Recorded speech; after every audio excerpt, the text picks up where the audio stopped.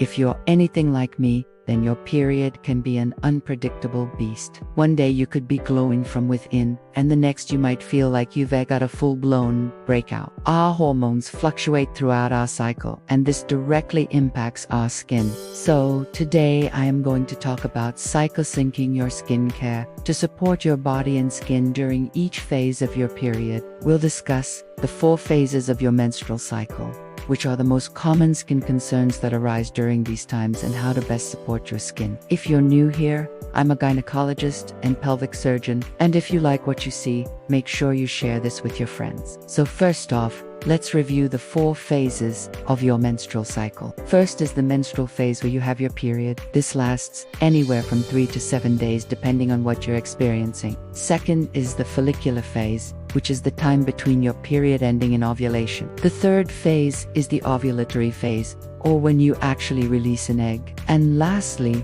the secretory or the luteal phase is from after you've released an egg until your period is about to start again. Each of these phases has different hormone levels which can affect your skin. During your period, you likely already know that you might experience some heavier bleeding in the first few days. But what does this mean for your skin? Well, your estrogen and progesterone levels are at their lowest during this time. This can cause your skin to become more dry, leading to irritation, flaking, and itching. You also might notice that it's harder to apply makeup, especially foundation. You might find yourself using more oil-based or creamy products because your skin just doesn't take well to those powder-based products. Because of the lower hormone levels, your skin is working overtime to try to compensate by producing more sebum, the natural oil on your skin, and this sometimes can lead to breakouts. And last, decreased blood flow to your skin causes your skin to appear dull. The second phase of your cycle is the follicular phase, which starts after your period ends and lasts until you ovulate. During this time,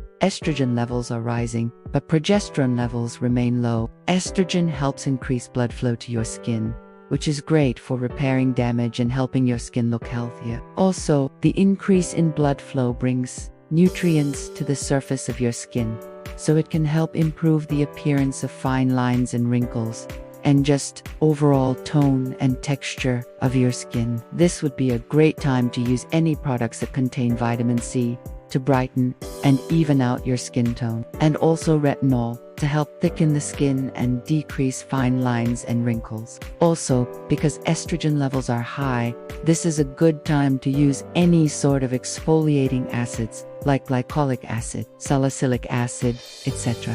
Those are all things you can use during this time to help minimize pores and increase the glow of your skin. Now, let's move into the ovulation. This is when you're at your highest risk of getting pregnant if you're not using contraception. During this time, there's a surge in both estrogen and luteinizing hormone and follicle-stimulating hormone. This high level of hormones increases blood flow to your skin. However, we're also seeing an increase in sebum production, which can lead to clogged pores and increased acne. Many people will notice that they get a pimple or two right before their most fertile time of the month. During this time, it's important to focus on oil-free and non-comedogenic products. Comedogenic, meaning that it won't clog your pores. Use gentle cleanses and avoid harsh scrubs or acids, because your skin is more sensitive during this time. And remember that this is the time where you're at your most fertile. So if you're trying to get pregnant, this is the time to have intercourse without protection. Lastly,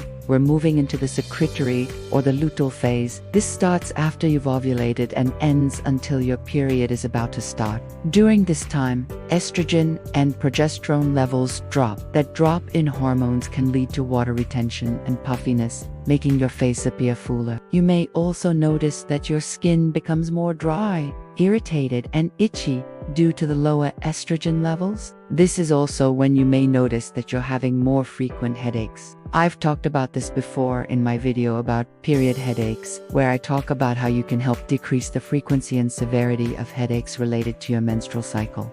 so make sure you check that one out if you're interested. Also, the drop in estrogen and progesterone can cause your skin to overproduce oil to compensate, which can also lead to breakouts. This phase is very similar to the menstrual phase in terms of what happens to your skin. So, the recommendations are pretty much the same. Be gentle with your skin, use oil-free products, and don't over-exfoliate. Here's a quick summary of what you should be doing based on the phase of your cycle. During your menstrual phase, you want to focus on being gentle with your skin. Avoid harsh scrubs or acids and use oil-based products. The follicular phase is when you want to exfoliate and brighten. So this is a good time to use things like vitamin C, retinol, glycolic acid, salicylic acid, things like that. During the ovulatory phase, you want to minimize oil production and prevent clogged pores. So use oil-free products and be mindful of products that might be too harsh on your skin. Lastly, the secretory phase is very similar to the menstrual phase,